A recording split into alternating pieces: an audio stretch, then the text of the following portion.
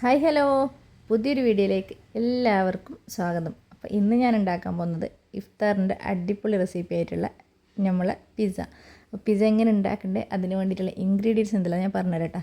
Easy ആയിട്ട് ഉണ്ടാക്കാൻ വേണ്ടിയിട്ട് പറ്റും. ഇപ്പോൾ ഇഫ്താറിന് എണ്ണയിൽ മുക്കി പൊരിക്കാണ്ട് ഉണ്ടാക്കാൻ പറ്റുന്ന ഒരു ഐറ്റം കൂടിയാണ്. അപ്പോൾ കുറേ പേർക്ക് ഇത് ഈസിയിൽ എങ്ങനെ ഉണ്ടാക്കണ്ടേന്നും കൂടി അറിയില്ല എന്ന് വെച്ചിട്ടാണ് ഞാൻ ഉണ്ടാക്കാൻ വേണ്ടി വന്നിട്ടുള്ളത്. 10 മിനിറ്റ് കൊണ്ട് തന്നെ ഉണ്ടാക്കാൻ വേണ്ടിയിട്ട് പറ്റും കേട്ടോ. ഇത് പിസ്സ ഉണ്ടാക്കാൻ കുറേ ടൈമൊന്നും പണ്ടത്തെ പോലെ ആവശ്യമില്ല, ഈസി ആയിട്ട് ഉണ്ടാക്കാൻ വേണ്ടിയിട്ട് പറ്റും.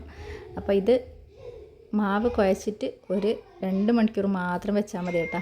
അപ്പം ഞാൻ മൈദന, ഉപ്പ്, പിന്നെ കുറച്ച് ഈസ്റ്റ് പൗഡർ, ആവശ്യത്തിന് വെള്ളം മാത്രം ഇട്ടിട്ട് നല്ല പാല കൈ കൊണ്ട് ഇതുപോലെ കുഴച്ചെടുക്കട്ടെ. ഇങ്ങനെ കുഴച്ചെടുത്തെങ്കിൽ മാത്രം മതി. ഈസി ആയിട്ട് 10 മിനിറ്റ് കൊണ്ട് നമ്മളെ പിസ്സ റെഡി ആവുന്നുണ്ട്. അപ്പം നല്ലോണം ടൈറ്റ് ആക്കിയിട്ട് ഞാൻ കുഴച്ചിട്ടില്ല. ഇതുപോലെ ഈ ഒരു പരുവത്തിലാണ് ഞാൻ കുഴച്ചെടുത്തിട്ടുള്ളത്. അപ്പം ഇതൊരു പരുവത്തിൽ കുഴച്ചെടുത്തിട്ട് നമ്മൾ ഒരു 2 മണിക്കൂർ മാഗ്നേറ്റ് ചെയ്യാൻ വേണ്ടിയിട്ട് വെക്കാം. അപ്പോൾ എൻ്റെ മാവ് ഏകദേശം കുഴച്ചിട്ട് റെഡി ആയിട്ട് കേട്ടോ. പിന്നെ ഏതെങ്കിലും റിഫൈൻഡ് ഓയിൽ അതിലേക്ക് കുറച്ചൊന്ന് സ്പ്രെഡ് ചെയ്ത് കൊടുക്കുക.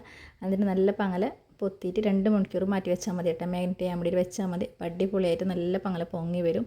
അപ്പോൾ ഇത്രയും ആവശ്യമായിട്ട് വരുന്നുള്ളൂ. ഒരു പിസ്സ എങ്ങനെ ഉണ്ടാക്കുന്നതിനുള്ള അതിൻ്റെ ഒരു പാകത്തിലായിട്ടുള്ള കറക്റ്റായിട്ടുള്ളതാണ് ഞാൻ റെഡിയാക്കി വെക്കുന്നുള്ളത്. അപ്പോൾ ഇതുപോലെ നിങ്ങൾക്ക് ഉണ്ടാക്കട്ടെ. അപ്പോൾ അതിന് വേണ്ടിയിട്ട് എന്തൊക്കെ ബാക്കിയുള്ള ആവശ്യങ്ങൾ സാധനങ്ങൾ എന്തൊക്കെയെന്ന് ഞാൻ പറയാം.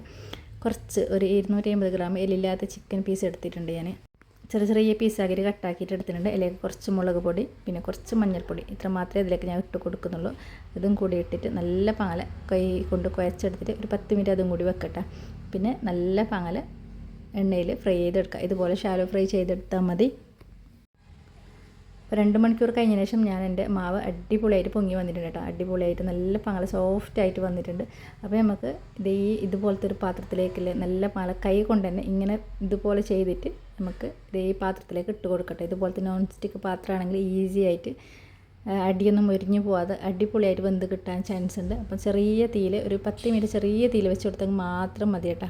ഒരു 7-8 മിനിറ്റ് വരെ ഏകദേശം വെച്ച് കൊടുത്താൽ മതി. ഇതുപോലെ നല്ല പാല് ചട്ടിക്കന്നിട്ട് പ്രസ് ചെയ്ത് കൊടുത്തിട്ട് ഒരു വിസ്ക് കൊണ്ട് ഇങ്ങനെ കുത്തി കൊടുത്തതിന് ശേഷം നമ്മൾ ബാക്കി ഞാൻ റെഡിയാക്കി വെച്ചിട്ടുണ്ട് തക്കാളി, നീരുള്ളി, സവാള കേട്ടോ. തക്കാളി, സവാള, പിന്നെ ക്യാപ്സിക്കം, ഇത്ര മാത്രമേ ഇതിന് ആവശ്യമായിട്ട് ഇടുന്നുള്ളൂ. നിങ്ങളുടെ കയ്യിൽ ഓർഗാനോ അതൊക്കെ ഉണ്ടെങ്കിൽ നിങ്ങൾക്ക് ഇട്ട് കൊടുക്കാം. എൻ്റെ കയ്യിൽ അതൊന്നും ഉണ്ടായിട്ടില്ല. അപ്പോൾ ഇതിലേക്ക് ആവശ്യമായിട്ടുള്ള ഇതാണ് കേട്ടോ. തക്കാളി, നീരുള്ളിയും, പിന്നെ ക്യാപ്സിക്കം, പിന്നെ ചിക്കൻ പീസ്, പിന്നെ കുറച്ച് ചീസ്. ഇതും ഇത്ര മാത്രം ഇട്ട് കൊടുത്തിട്ട് നല്ല പാല കൈ കൊണ്ട് തന്നെ പ്രസ് ചെയ്ത് കൊടുത്തിട്ട് നമുക്ക് ചെറിയ തീയിൽ വേവിച്ച് കൊടുത്തെങ്കിൽ മാത്രം മതി. പെട്ടെന്ന് റെഡിയാക്കാൻ പറ്റും. അടിപൊളിയായിട്ടുള്ള ഒരു റെസിപ്പിയും കൂടിയാണ്. അപ്പോൾ എല്ലാവരും ഈ റമളാനിന് ഇതുപോലത്തെ അടിപൊളി ഡിഷസ് എല്ലാം ഉണ്ടാക്കി നോക്കാം. അപ്പോൾ ഉള്ളി വാട്ടാതെയും മുക്കി പൊരിക്കാതെയും അടിപൊളിയായിട്ട് ഉണ്ടാക്കാൻ പറ്റുന്ന ഒരു പിസ്സേൻ്റെ റെസിപ്പിയും കൂടിയാണ്. അപ്പോൾ എല്ലാവരും ഉണ്ടാക്കി നോക്കുക. അഭിപ്രായം കമൻറ്റ് ചെയ്യാൻ മറക്കരുത് കേട്ടോ.